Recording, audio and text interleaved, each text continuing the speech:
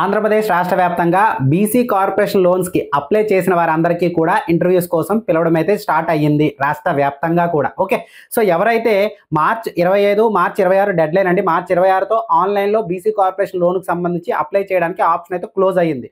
So ఎవరైతే మొబైల్లో కానీ, ల్యాప్టాప్లో కానీ, సచివాలయాల్లో కానీ, నెట్ సెంటర్లో కానీ, మీ సేవలో కానీ ఎక్కడైనా సరే అప్లై చేసుకున్నవారు వారందరి పేర్లు కూడా ఏదైతే పంచాయతీల వారీగా ఏదైతే సంబంధిత ఎంపీడీఓ వారి లాగిన్లో డిస్ప్లే అవ్వడం అయితే జరుగుతుందండి.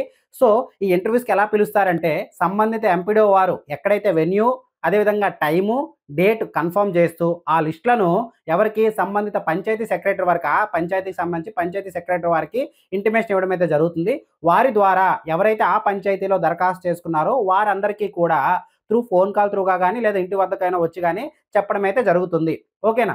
సో దీనికి గాను ఎవరైతే దరఖాస్తు చేసుకున్నారో వారు చేయాల్సిందల్లా ఏంటంటే, అప్లై చేసుకున్న తర్వాత మీరు అప్లై చేసుకున్న టైంలో ఏవైతే ఉపయోగించుకున్నారో, ఒకటి ration card, Aadhaar card, caste certificate, max ఇవే కదండి యూజ్ చేస్తారు. ఇన్ కేస్ మీకు ఒకవేళ చదువుకున్నట్టయితే ఆ చదివిన సర్టిఫికేట్ ఏదైతే మీరు పాస్ సర్టిఫికేట్ ఉందో ఆ సర్టిఫికేట్, వీటితో పాటు ఇన్కమ్ సర్టిఫికేటు, పాస్పోర్ట్ సైజ్ ఫోటోలు 2, అదేవిధంగా మీకు ఇన్ కేస్ అప్లికేషన్ చేసినట్టు లాస్ట్లో మనకి రిసిప్ట్ జనరేట్ అవుతుంది కదా, అదే అప్లికేషన్ ఇవన్నీ కూడా మీరు ఒక సెట్ ఒరిజినల్ ఉంచుకోండి. అదేవిధంగా మీ లోకల్లో ఉన్నటువంటి ఎంపీడీఓ వారి సర్క్యులర్లో తెలియజేసిన సెట్ ఆఫ్ జిరాక్స్లు, ఎన్ని సెట్ జిరాక్స్లు కావాలనేవి కూడా అవి కూడా తీసుకోండి.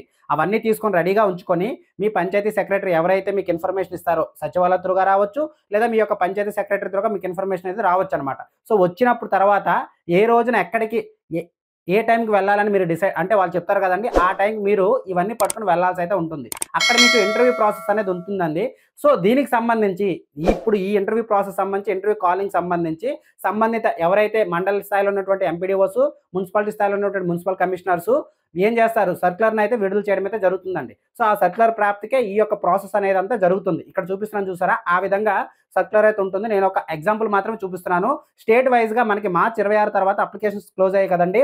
27 నుంచి ఎప్పుడైనా సరే దీనికి సంబంధించి ఇంటర్వ్యూస్ అనేవి స్టార్ట్ చేయొచ్చు. ఓకేనా. ఒక్కొక్క ఏరియాలో ఒక్కొక్కలా ఉంటుంది. సో నేను శ్రీకాకుళంలో ఒక మండలానికి సంబంధించి సర్క్యులర్ అయితే ఇక్కడ చూపిస్తున్నాను. మీ ఏరియాలో మీ లోకల్ ఎంపీడీఓ వారు అక్కడ ఉన్నటువంటి ఎగ్జిస్టెన్స్ వర్క్లు బట్టి కానీ, లేదా అక్కడ ఉన్నటువంటి ప్రయారిటీ వర్క్స్ కానీ, అదర్ ఫ్యాక్టర్స్ బేస్ చేసుకొని మీకు ఏ రోజు ఎక్కడనేది సంబంధిత పంచాయతీ సెక్రటరీస్ త్రూగా ఇన్ఫర్మేషన్ అయితే ఇవ్వడం అయితే జరుగుతుంది. ఓకేనా. సో మీరు వెళ్ళేటప్పుడు ఇప్పుడు చెప్పిన డాక్యుమెంట్స్ అన్నీ కూడా మీరు పట్టుకొని మ్యాక్సిమం అక్కడ ఇచ్చినటువంటి టైం కన్నా ముందే మీరు అక్కడైతే రీచ్ అయిపోండి. రీచ్ అయిన తర్వాత అక్కడ ఇంటర్వ్యూ ప్రాసెస్ అనేది ఉంటుంది. జస్ట్ అక్కడ ఏంటంటే మీరు పెట్టిన డాక్యుమెంట్స్ అన్ని కూడా ప్రాపర్గా ఉన్నాయా లేదని చెక్ చేస్తారు ఫస్ట్ ఆఫ్ ఆల్. అంటే దాని అర్థం ఆధార్ కార్డులో అడ్రస్ అనేది ఆంధ్రప్రదేశా కాదని చెక్ చేస్తారు. ఓకేనా.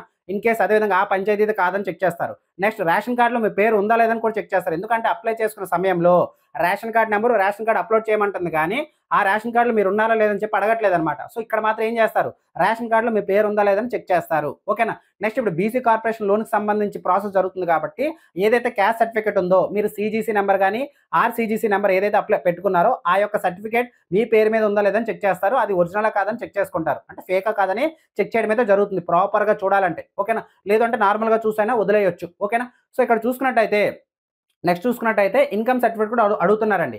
మాక్సిమం ఏంటంటే గత గవర్నమెంట్లో మనకి ఏదైతే రైస్ కార్డు కానీ రేషన్ కార్డు ఉంటే అది మనకి ఇన్కమ్ సర్టిఫికేట్ అవసరం లేదు, ఏదైతే స్కీమ్కి సంబంధించి చెప్పి సర్క్యులర్ అయితే విడుదల చేసినప్పటికీ కూడా ప్రజెంట్ కొందరు ఎక్కడైతే లోకల్లో ఉన్నటువంటి ఎంపీడీఓ సర్క్యులర్ మాత్రం మెన్షన్ చేస్తున్నారండి ఇన్కమ్ సర్టిఫికేట్ తీసుకువెళ్ళండి అని. సో ఇన్ కేస్ మీ దగ్గర ఇన్కమ్ సర్టిఫికేట్ ఉంటే మాత్రం అది కూడా మీరు పట్టుకు వెళ్ళాల్సి అయితే ఉంటుంది. ఆన్లైన్ చేసేటప్పుడు మనకైతే అడగలేదు, కానీ ఇక్కడ ఇంటర్వ్యూ కాలింగ్ మాత్రం అదైతే అడుగుతున్నారండి. నెక్స్ట్ ఆన్లైన్లో మనకి పాస్పోర్ట్ సైజ్ ఫోటోలు అడగలేదండి, బట్ ఇక్కడ మాత్రం 2 లేదా 3 ఆ లోకల్ ఉన్నటువంటి ఎంపీడీఓ సర్క్యులర్లో మెన్షన్ చేసిన ప్రకారం మీరు 2 కానీ 3 కానీ పట్టుకు వెళ్ళాల్సి అయితే ఉంటుంది. నెక్స్ట్ మనకి అప్లికేషన్ ఏదైతే మీరు అప్లై చేసిన తర్వాత ప్రింట్ తీసుకుంటారో అప్లికేషన్ అయితే మీరు తీసుకువెళ్ళాలి. ఇన్ కేస్ మీరు అప్లై చేసిన దగ్గర మీకు అప్లికేషన్ ఇవ్వకపోతే మీ యొక్క మొబైల్ నెంబర్తో APOBMMS అనే పోర్టల్లో లాగిన్ అవ్వండి.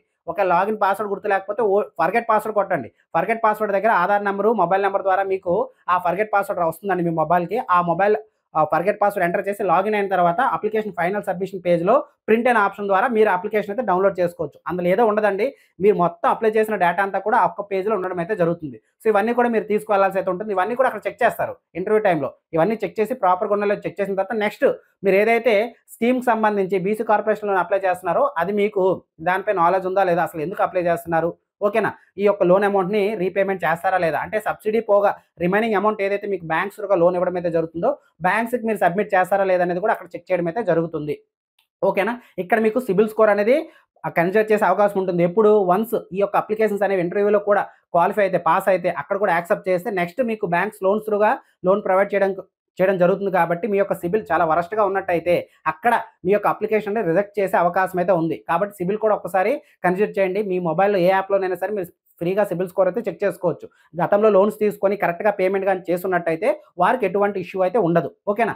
సో, మాక్సిమం అదొక పారామీటర్‌గా తీసుకోవచ్చు, తీసుకోకపోవచ్చు. సిబిల్ కూడా లేకపోయినా కూడా మీకు లోన్ అనేది ప్రాసెస్ చేసే అవకాశం అయితే ఉందండి. సో, దీనికి మీరు కంగారు పడాల్సిన అవసరం అయితే లేదు. ఓకేనా? సో, మీ యొక్క అప్లికేషన్ యాక్సెప్ట్ చేయాలా? రిజెక్ట్ చేయాలనేది సంబంధిత మండలిలో ఉన్నటువంటి ఎంపీడీఓ గాని, మున్సిపాలిటీలో ఉన్నటువంటి మున్సిపల్ కమిషనర్ వాగిల్లోనే జరిగిపోతుంది. అక్కడ అప్లికేషన్ ఏవైతే యాక్సెప్ట్ అవుతాయో అక్కడి నుంచి నెక్స్ట్ మనకి బ్యాంక్ లోన్ ప్రాసెస్ అనేది స్టార్ట్ అవుతుందండి. సో, వన్స్ ఈ యొక్క ఇంటర్వ్యూస్ పూర్తయిన తర్వాత bank loan process, interest rates గాని వీటన్నిటి కోసం డెడికేటెడ్‌గా వీడియో చేయడం అయితే జరుగుతుంది. ఈ వీడియో చేయడానికి పర్పస్ ఏంటంటే ఎవరైతే అప్లై చేసి సైలెంట్‌గా ఉన్నారో వారికి ఒక వేకప్ కాల్, వారికి గమనిక అని చెప్పేసి ఈ వీడియో చేయడం అయితే జరుగుతుంది. ఓకేనా? దీనికి సంబంధించి ఏదైనా డౌట్ ఉంటే మాత్రం కామెంట్ సెక్షన్‌లో తెలియజేయండి. ఫస్ట్ టైమ్ మన ఛానల్ గాని విజిట్ చేసినట్టయితే దయచేసి మన ఛానల్ సబ్స్క్రైబ్ అయితే చేసుకోండి. యాస్ ఎ సచివాలయ ఎంప్లాయీగా రెగ్యులర్‌గా ఏదైతే అధికారిక ఇన్ఫర్మేషన్ ఉంటుందో విత్ ప్రూఫ్స్ మీకైతే ఈ యొక్క ఛానల్ త్రూగా పోస్ట్ చేయడం అయితే జరుగుతుందండి. అదేవిధంగా ఆన్‌లైన్ సర్వీసెస్ సంబంధించి అది ఏదైనా ఆధార్ కార్డ్ గాని, పాన్ కార్డ్, ఓట్ కార్డ్ అదేవిధంగా మనకి ఏదైతే 500 ప్లస్ సర్వీసెస్ ఉన్నాయో వాటి మీద గాని, అదేవిధంగా వాట్సాప్ గవర్నెన్స్ మనమిత్ర మీద గాని, వీటి మీద అన్నిటి మీద కూడా మనం రెగ్యులర్‌గా వీడియోస్ చేస్తూ ఉంటాము. ఈ యొక్క ఛానెల్‌లో పోస్ట్ చేస్తుంటాం. కాబట్టి అందరికీ ఈ యొక్క ఛానల్ లింక్‌ని షేర్ చేస్తూ మీరు కూడా సబ్స్క్రైబ్ చేసుకుంటారని కోరుకుంటున్నాను. ఓకే అండి. ఇంతవరకు వీడియో చూసినందుకు థాంక్ యూ. జై హింద్.